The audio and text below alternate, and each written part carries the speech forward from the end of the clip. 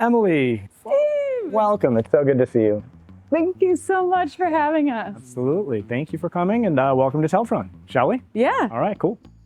Yeah, so when you come out into our shop, you see we start with our CNC milling department.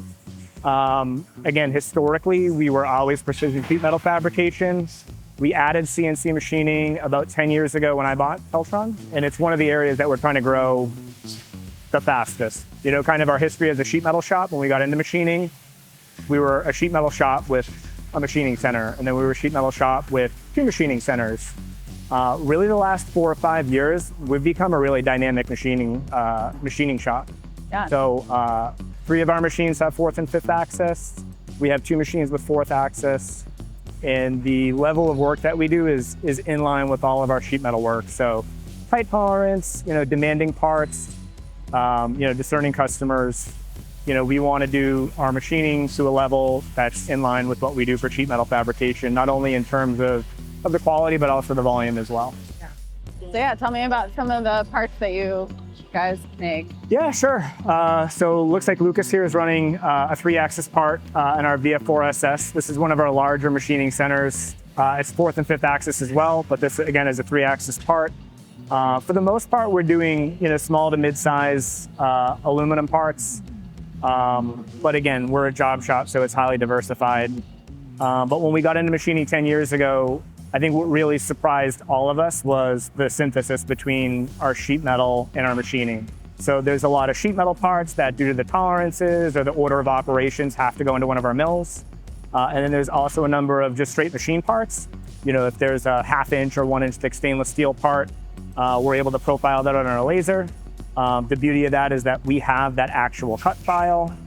So it makes it easy for us to fixture up, to use that same setup and geometry to program our machining centers to machine the parts.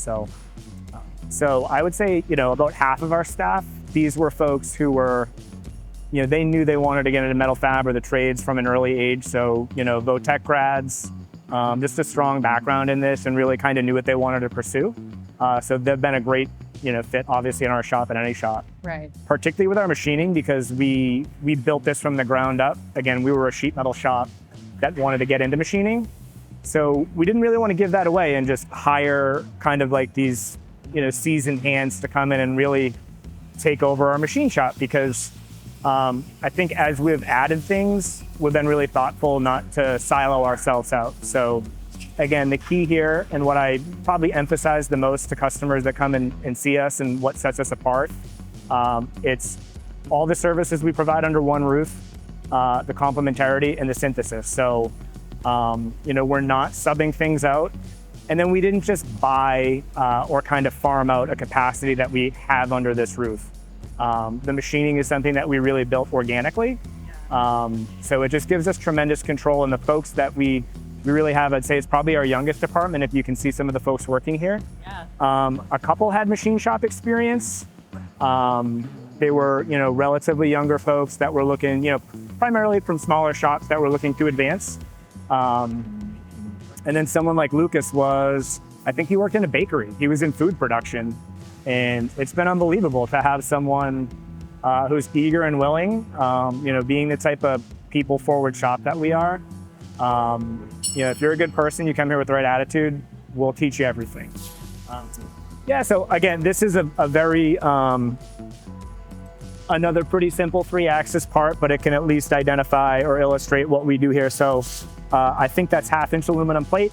So you could imagine the material waste if you had to get this in flat bar, it'd probably be something like a 1/2 by 5 flat bar. Yeah. We have 1/2 inch aluminum plate over in our laser department. So we're able to laser cut this profile. We cut a little bit big. Yeah. We cut some of the through holes in it. So we're able to fixture it to a subplate and then, just clean up the edges and do all the other milling required. Yeah. So way less waste. Yeah, exactly. So it's just a huge point of departure. Again, having the synthesis of capabilities where, we stock up to 1 inch plate in steel, stainless, and aluminum. So when we have these type of machine jobs coming in, I would say your average machine shop is either sending that out to be water jet cut or blanked. So there's a lead time and a cost with that. or they're buying flat bar and they're hogging it out, which is obviously more material waste, more machine time. So it's just a point of departure that we try to emphasize that we do both things and we do it to a high level. So yeah. Well, and not only that, but you're cross-training staff too, right? Your people can kind of jump in different departments. 100%. I mean, at our core, and it's the last line that I use before we officially hire anyone, we are a job shop. So, the commitment that we make to all of our staff is that we're going to do everything we can to keep you busy at least 40 hours a week. And yes, overwhelmingly, we have, specialists, laser operator, mill setup folks, but the job shop DNA is whatever it takes. So if we need you to, PEM hardware, we need you to deburr parts, that's absolutely the mentality that we have, and every single person here, including front of the house staff, that's it. Again, just that mindset of whatever it takes to get good parts out the door, because that's what we are. I mean, we're successful by getting good parts out the door as quickly as we can. So that's the mindset that everyone here has to a T. The benefit for us as we've moved, down this road is it's been a lot easier to attract and retain good talent. So look, it's people first. Any good business owner, you bend over backwards for your customers. They're your lifeblood. So you see that very quickly that, I need these relationships. We need these relationships to keep work coming in the door, to hire people, to add our equipment. But early on, the relationship chain starts with your staff, because we're Team Teltron, we're here every day. We rely on each other. So, there's never any one, customer or project specific relationship that's worth compromising the relationship we have here with each person. So, and again, now this move here is a crazy opportunity. How much did you kind of get the team involved ahead of the move to plan, lay everything out and figure out, all that? So we did some solicitations from folks out on the shop floor, just to get feedback on, hey, we're building our dream home here. What have been some pain points? So we solicited that first from our just production staff. Then it was really myself, Kara, our production manager, Jim, our engineer, and Dan, our machinist. We worked together, I would say, over the course of 4 to 6 months. Yeah. Many iterations. We had this all, benefit to SolidWorks. We had this all laid out to scale, all of our equipment laid out to scale. So we were able to kind of move things around. We even printed out to scale prints and 3D printed our machines, so we could kind of move it around. So yeah, and thank God we did that, because it's a mantra I live by. I forget what let's just go with Patton. General Patton said this. Planning is essential, but all plans turn to shit.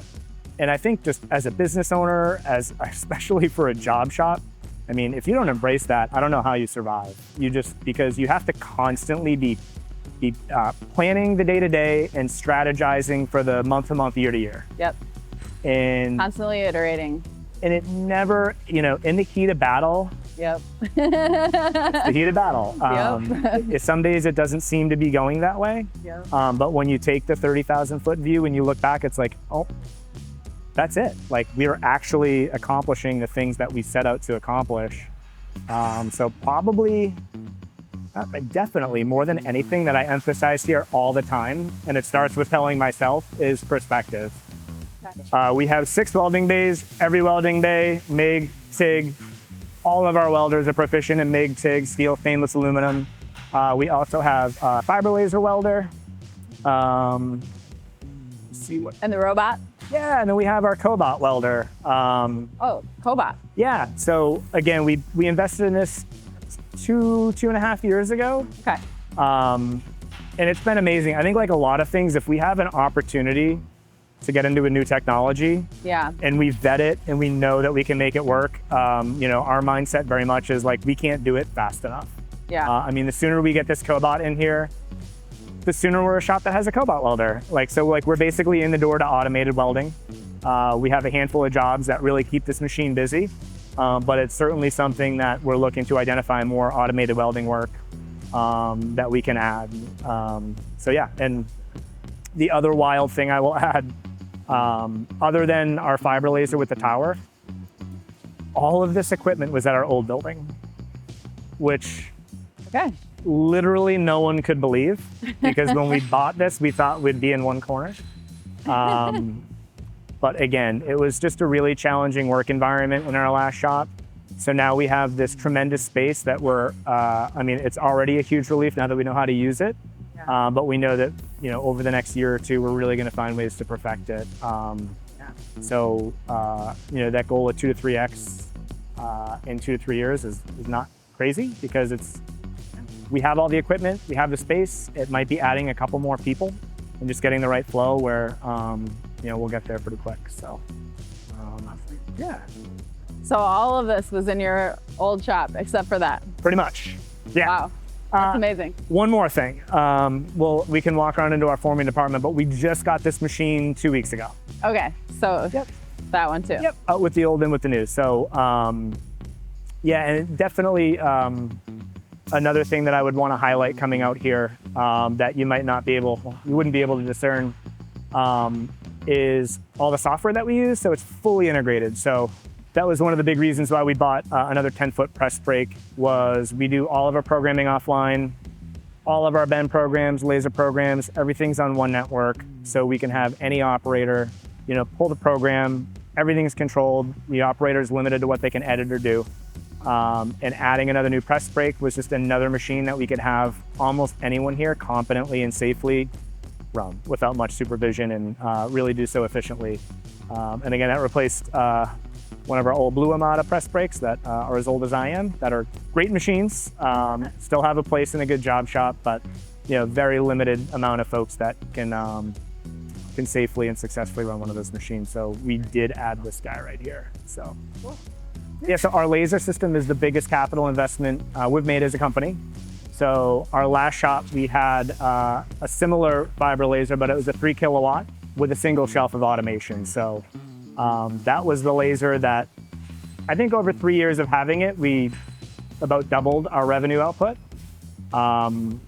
This machine is a whole other stratosphere. So the 6 kilowatt not only gives us the ability to cut 1-inch steel, stainless, and aluminum, it's literally twice as fast. You don't think that is a big thing because the laser tends to move so much faster than all the other processes. But when you have this type of output, it really forces us to invest in a new press brake. Yeah, I mean, it was a wild thing to think, you know, we bought this new building, it's a little scary, maybe I'll tighten up a bit. And it's actually quite the opposite. You know, when you invest in this type of technology and you see the amount of work that it processes, it spider webs out. It's like, now we need to add more forming.